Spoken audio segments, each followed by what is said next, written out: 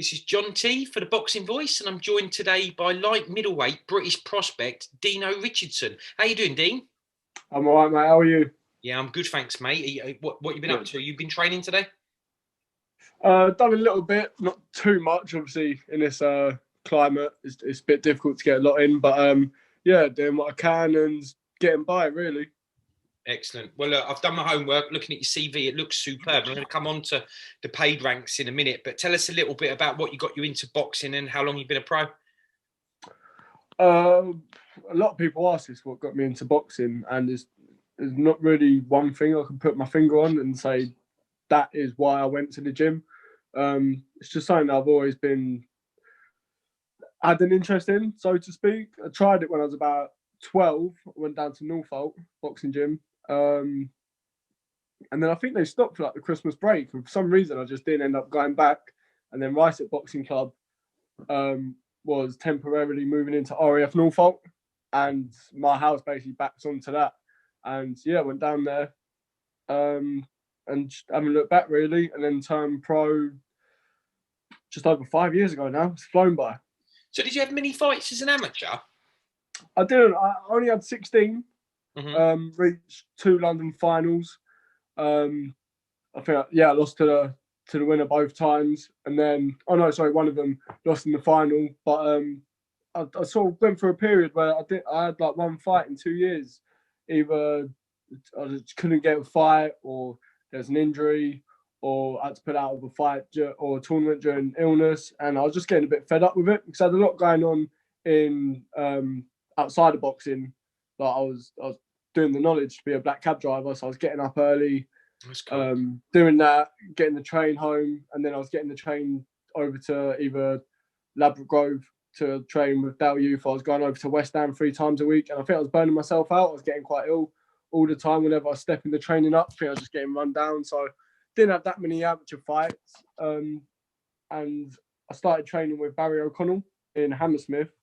With a few pros down there, and I was enjoying it. And I just thought, you know what, I'm going to turn pro just because I'm enjoying this training a lot more. So for me, it was either like sort of stop boxing or turn pro.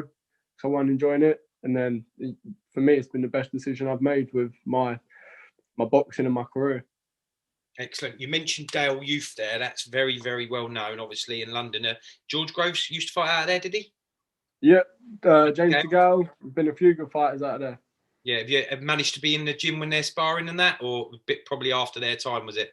Yeah, I was a bit after them. George goes down there quite a lot. I think he goes, or not now, but when it was open, I think he goes down there like once a week on a weekend or Sunday. He trains with the boys. Don't know what Chunky does. I don't think he goes down there that much. But I've seen him on Instagram today. He's usually in the Maldives or somewhere by the looks of it. Yeah, he's too busy doing whatever. Yeah, fair play. Right, well, look, let's move on, Dean, to the paid ranks and the pro. You've got a fantastic record at the moment. You're 12-0. You won your last fight when you were out, and the last 4 or 5, I think, have been knockouts as well. 9 of your 12 wins have been by knockouts. So you clearly carry power. How have you found it in the pro ranks? Yeah, good. I think with Steve, he's stepped me up at the appropriate time. Obviously, my debut as an Eastern European journeyman. Stopped him. I think I went 5-0 with 5 knockouts. Can't remember who took me the distance the first time. I think it was Ballard over 4 rounds on the David Hayes show. So that was a good, nice little step up, like a tougher journeyman. And then after that, so like the William Warburtons, and then who was I meant to? I had a fight lined up in June 2019. Can't remember who was meant to be against now, but then he dropped out. I think I had like 2 or 3 pullouts because every fight I was having at that point, I was always getting opponent changes where they was pulling out or whatever. And then I fought some little nutty Russian bloke. He come to have a fight, and then that fight set me up well for my Southern Area title shot against Nathan Graham. Oh, that's what I was meant to fight. I was meant to fight Nathan Graham in an eliminator, and then fight for the Southern Area. But Nathan Graham ended up pulling out, and I ended up fighting this Russian bloke. And then just quickly on that, Nathan for the Southern Area. Why do you think fighters were pulling out? I don't know. I can't say, but obviously Steve says, like, obviously, because I do have a high knockout percentage, it is difficult to get fighters willing to fight, or they want more money. I don't know. I think some people might just take the fight and then not fancy it or whatever. I don't know, but I just got to turn up and see who's there, on the night. But obviously now I've won the Southern Area title. I want to be aiming for the English. Hopefully that won't happen as much now. Yeah, well, there's only so far you can keep going before they can keep avoiding you. I was speaking to one of your stable mates yesterday, under Steve Linus, very similar there. He's got a similar record, a few more fights under the belt, but eventually people have got to step up and start taking them fights. So you're right. You then went on to challenge for the Southern Area, which is your first belt and a big belt to go for, which you won, and then you've defended it. How did you find those fights?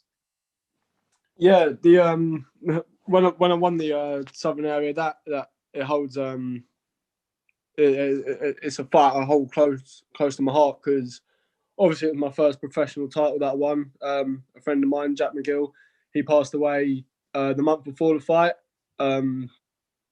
So obviously I was doing that for him. I had a picture of him on my shirt and everything. A lot of his family was there. Friends. So when I think of that, I think of Jack as well. And then the fight as well was just, it just went exactly how we planned it. I knew Nathan comes in, he sort of like circles around the outside, and then he'll jump in with a few wild shots, but then he'll stand there and he'll stand quite tall while he's in close. So I thought all I have to do is stay nice and low and just put my shots over the top. My plan was to pressure him, be on the front foot, make him jump in, and then as he comes in, I was going to throw like a little check right hook, slip out the way of whatever counter punch comes, and then set up a big left hand. But as I've thrown the check right hook, it's just caught him flush. And as I sort of like dipped down to set up my left hand, I just see him drop to the floor. So yeah, fight over in the second round. I didn't think it would be that quick, but it was exactly what I was aiming to do. And it come within like the first minute of the second round. So yeah, I was happy with that. Second title fight, the defense. Started the whole camp. It was just a bit of just nothing seemed to click at all. Like sometimes you get into training camp, and obviously the first week or so you're a bit rusty, and then you start to get going. You get on a bit of a roll. Just nothing really seemed to click the whole way through. Had a few niggly injuries as well going into it, and then when that fight was on, obviously on the Saturday, the week before, I think on like the Thursday or Friday, I just started to feel ill, and I thought, oh no, like not now. I knew I wasn't gonna have a fight for a long time because of the COVID situation. I didn't have any symptoms. I just sort of felt just a bit head coldy or whatever. I just felt like my energy just wasn't there. Yeah. And I was sparring. I was meant to do 6 rounds, just a quick 6 rounds to like stay sharp. And I thought I'll just do these, go home and recover. And after like 2 or 3 rounds, I just felt rough. But I ended up the guy I was sparring. He only managed to do 5 rounds because I was sparring well, whacking to the body well. And after 5 rounds, he got out. So I thought, okay, it's meant to do 6 rounds. He didn't fancy the last round. I must be all right. And then the week of the fight leading up to it, so like the last bit of weight cut, didn't have a whole lot of weight to take off. Good. But it just stuck up. It just stuck on me. Like I woke up 3 days in a row and I was exactly the same weight. Started to panic. Started talking to my strength and conditioning coach, Dan Lawrence. He was like, look, don't panic, stay calm, trust the process. And I'd done it. I felt dead. I didn't have to kill myself to make the weight either, but it was a struggle. It was a bit of a push. Like I don't really struggle to make like middleweight that badly. I can do it, but this time it was a bit of a push. Obviously, where I was ill, I think the weight was just staying on, and I literally got to Goodwin's office where the weigh-in was, and he said, "Oh, you can do a quick check weigh-in." So I stripped down to my boxes, jumped on, and I was like 0.02 kilos over. Okay. So not even 0.2 kilos, 0.02, like 2 grams or 20 grams, whatever it was. Yeah. And I was like, oh. I don't feel great. I didn't really fancy going running enough. I literally walked up and down the stairs a few times. I think I blew my nose, got on the scales, and I was banging weight. I was like, oh, touch. But yeah, and then once I'd done that, obviously I felt a bit more confident. Started like refueling everything, and then everyone was saying to me as well before the fight, because Conrad, who I was fighting, I'm sure he won't mind me saying this or take offence. I believe I'm a level above him, and I should be dealing with him quite comfortably. And everyone was saying, "Don't underestimate him. Don't underestimate him." And I was thinking to myself, like I'm not in the mindset to underestimate him. But I was walking to the ring, and as I got in the ring, I thought I just felt calm, really, really calm. And for some reason, that kind of threw me off.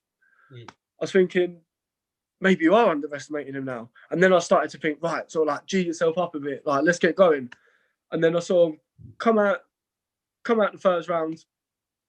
I was like weren't really relaxed. I was like moving nice and sharp, but I wasn't relaxed. It was quite jumpy and jittery. And I've ended up hitting him with a good straight left hand, and he nearly went down. I don't know how he didn't go down. He sort of like done a squat and come back up. And then straight away, because I knew that I weren't feeling great and that illness was still there, I just thought, right, I've got to get him out of there as quick as I can. And normally before, I'm quite a good finisher. I'm quite calm, collected. I pick my shots well. I just started throwing like bang, bang, bang, bang, hooks. Like there was just no intelligence behind the attack. Anyway, he survived that attack, and I stepped back. I thought, right, you haven't put him away. Collect yourself again now. At the end of the first round, I walked back to the corner, and I just felt a lot more tired than what I normally would for the first round. Yeah. And then I've stood up for the second round, and my legs already have gone a bit tight, and I was thinking, please don't make this be a long night. Second round come, bang, I've caught him with another big left hand, put him on the ropes. No, sorry, caught him with a big left hand, behind my jab a little bit, and then I have caught him with another big left hook, and he sort of like half collapsed onto the ropes. Again, I've just wasn't an intelligent attack, just went all out, but it was right before the bell. Literally right before the bell. I think I was throwing a load of hooks for an uppercut, left hand. The left hand missed and the bell went. And as I was walking back, I thought, I'm close to having nothing left. And then after that, I just thought, right, I've caught him with a couple good counter shots. All I have to do is sort of like stand in front of him with my hands tucked up and try and bait a counter out of him. But I just had nothing in my legs. Like you see me at one point, like I just had no bend in my legs, just had no strength to like support my weight. I was just like bending from the waist, and I just had nothing. And every time the rounds ticked by, like I was winning the rounds. I wasn't really in much trouble, but everything was just like a massive, massive struggle. Just wasn't relaxed at all, and I just felt fucked, if I'm honest. Excuse my language. Are you all right? And then I caught him with a good shot. I think it was in the 5th or the 6th round towards the end. Actually put him down this time. His eye started to swell. I think he had another cut on another eye. I noticed I hurt him to the body as well. And at the beginning of the next round, the doctor had a look at his eye. So I knew they were sort of like half close to maybe pulling him out. And then Gary Logan, my trainer in the corner, just said to me, like, just please stop trying to load up. Just please relax and take everything out of your shots. Just throw light shots. And that's what I've done in the 7th round. Just come out, put nothing in them, really light punches. Literally, it was almost just like going through the motion of punching with nothing behind it. And I actually started to put my hands together quite well. Done a little combination to the head, switch to the body, come back over the top. He went over to the ropes. And then what did I do? I caught him with like a little uppercut, left hook, and his head rocks back, coming with another 2 or 3 shots. And the referee jumped in and waved it off. And I remember just thinking, like, unlike the Nathan Graham fight, when I won the belt, I was over the moon. Like, great knockout. I was happy because it was something that I worked towards. I remember just turning around, stood on the ropes, and like looked up to everyone, thinking, "Thank fuck, that's over." And I didn't want to be in there. Like, I just felt so tired. It was just a relief that it was over. It bodes well though, mate, because I'll be honest, listening to you there, it sounds to me, not just on that fight, it sounds to me that, well, I say on one hand it's good, on the other it's not. You're untested. You've gone 12 fights, you're undefeated, Yeah. knockout powers there. You were ill on the night of the fight and still, well, I say schooled him is probably the wrong word, but you still dominated the fight completely and got the stoppage. So now probably is the best time to step you up. So do you think going forward that you might get a title shot for like an English title this year? Well, I'm hoping so. Like, I don't know if a lot of people look at that performance and think I'm an easy target now, but I think if you look at the first round or two, I did actually box really well, where I did have my energy behind me. So hopefully people might look at that performance and think I might be a bit of a not as good as what my record suggests. That's maybe. A good thing though, right? So hopefully that could be a point or a reason for getting a title shot. But yeah, obviously, I now want to climb the right ranks, and like you said, I am untested, and the lessons that I learned from that fight, I might not have got away with stepping up the levels. Like if that was an English title fight or British title fight, I don't believe I would have been able to get away with the mistakes that I made in that fight. So I'm glad that I've made them in this stage, and I've learned from them now. Yeah, it was a great learning fight, and I believe it's made me a much better fighter going forward now. Good shout. Have you got any your eye on any names in particular? And I think of some CVs similar to yours. So you're 12-0.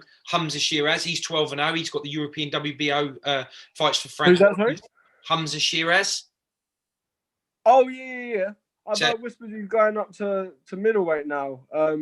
But yeah, that is a fight I would like. I like fighting taller people, which is something I don't get to do very often at my weight. I'm quite tall for the weight. I think. What about Kieran Conway? That's another good fight as well. Yeah. Where's he from? Northamptonshire. That's it. I'd rate him up there as probably top. I'd say he's definitely in the top 3, like middleweights. I rate him. I like his style. Nice, relaxed. He gets his shots off well, moves well. Believe that'd be a great fight. I think Boxing News have got me ranked 18th. I see the other day, and I don't really see anyone until you look at sort of like 5, 4, 3 that I'm that bothered about at the minute. Like that I wouldn't take a fight against. I mean, I'd fight the number 1, but looking at the names below that, there's no one that I don't think I could beat. Yeah, that's why it's good if we get you that step-up fight, whether it's an English title or even a bigger name. There's some other names that float about. Sam Eggington, Ted Cheeseman. Yeah. Yeah, Kieran Conway mentioned. There's a few names. Anthony Fowler. There's a lot. It's a good division, to be fair, but you're probably just a fight or two away from start rubbing shoulders with those. Well, look, it looks like it's going to be if you can get these fights put in, it'll be a good 2021 for you, mate. So great chatting to you. What we'll do, I say it to most of the fighters, but at the moment I can't pop down and see you because of COVID, but we'll come down to the gym and get some footage with you when things are a bit better. Is that all right? Yeah, perfect, mate. All right, Dino. Well, good to talk to you, mate. Have a great 2021. Cheers, mate, and you. Cheers, mate. If you enjoyed the video, feel free to hit the like, subscribe, and share. As always, if you want to support us to the next level, head over to the patreon.com/ThaBoxingVoice. We have tons of exclusive from Border Wars, Entitled, betting shows. The list goes on and on and on. But in addition to that, if you guys have questions for fighters, trainers, and promoters, this is where you can submit them. We will run out, get these questions answered, and put it back on the show just for you guys. Appreciate it. Peace.